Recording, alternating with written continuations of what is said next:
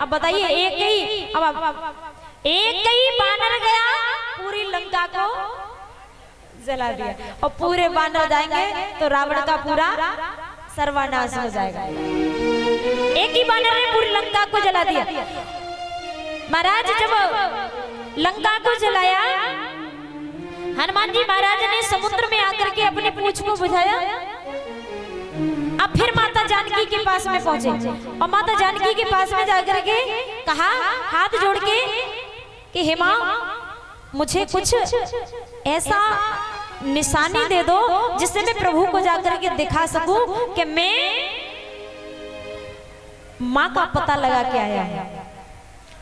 कि मात मोए दीजे कुछ चिन्ना, मात मोए दीजे कुछ चिन्ना, मात मोए दीजे कुछ चिन्ना, मात मोए दीजे कुछ चिन्ना, जैसे रघुनायक मोए दीना,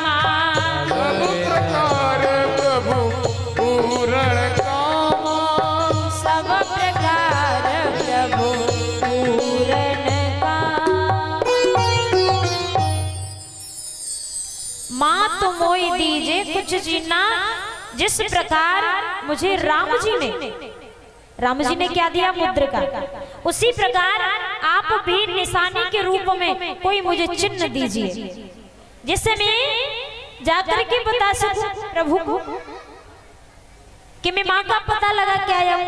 तो उसी समय सीता मैया ने क्या किया, अब चूड़ामणि जानते हो कहाँ पहना जाता है, बालों में। सीता मैया ने चूड़ामणि निकाल करके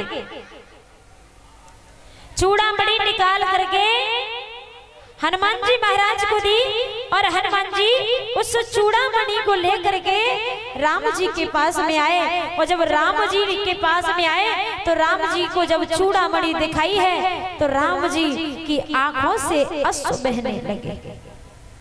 राम जी ने हनुमान जी से पूछा कि आप एक बात बताइए, मेरी जानकी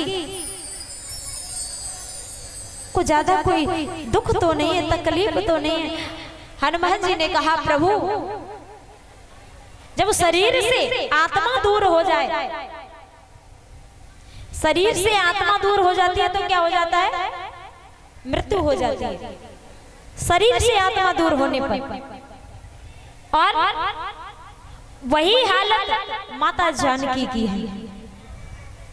राम जी से हनुमान जी ने कहा कि प्रभु, क्या आपसे दूर रह करके माता जानकी कभी सुखी रह सकते हैं ना?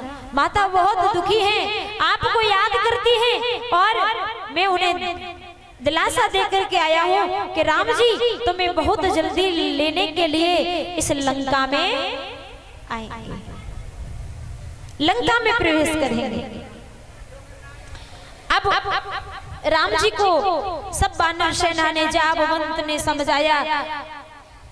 अब योजना बनाने लगे कि लंका समुद्र की पल्ली पार है, अब लंका में जाया कैसे जाए, समुद्र पार करना है, अब लंका में प्रवेश कैसे किया जाए।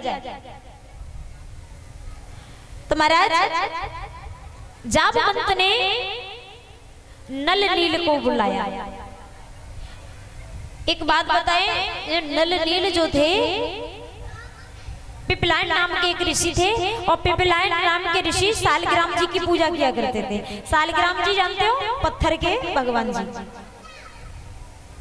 अब नल नील क्या किया करे कि उन सालग्राम जी को उठाया करे और समुद्र में फेंक दिया करे।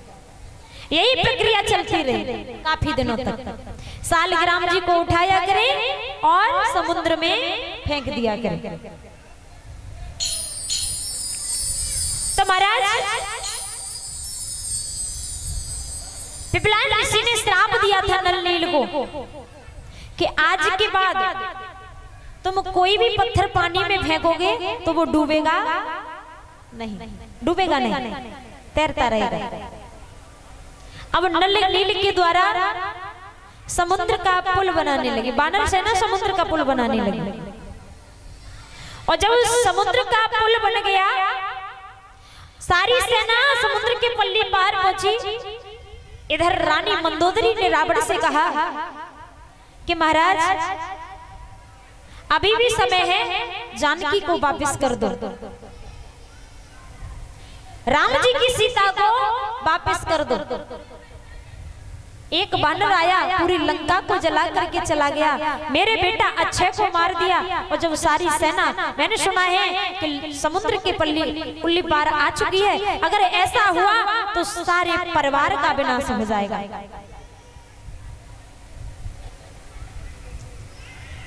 मुखिया जी जेसीडी ड्राइवर, मुखिया जी के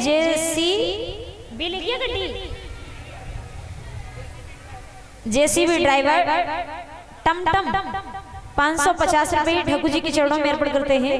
राजेंद्र चौरसिया की माँ 105 रुपए ठाकुर जी के चरणों में अर्पण करती हैं। आकाश कुमार 101 रुपए, मंगल चौधरी 50 रुपए, नंदे चौधरी 50 रुपए, संजय चौरसी की पत्नी विनीता देवी 250 रुपए, वीरेश प्रसाद की माँ 55 रुपए, सागर कुमार की माँ 50 रुपए, सागर कुमार की बहन 50 रुपए, अलकदेव पासवान 20 रुपए, राजकुमार पासवान बेलोबा 100 रुपए, योगेंद्र शर्मा 100 रुपए,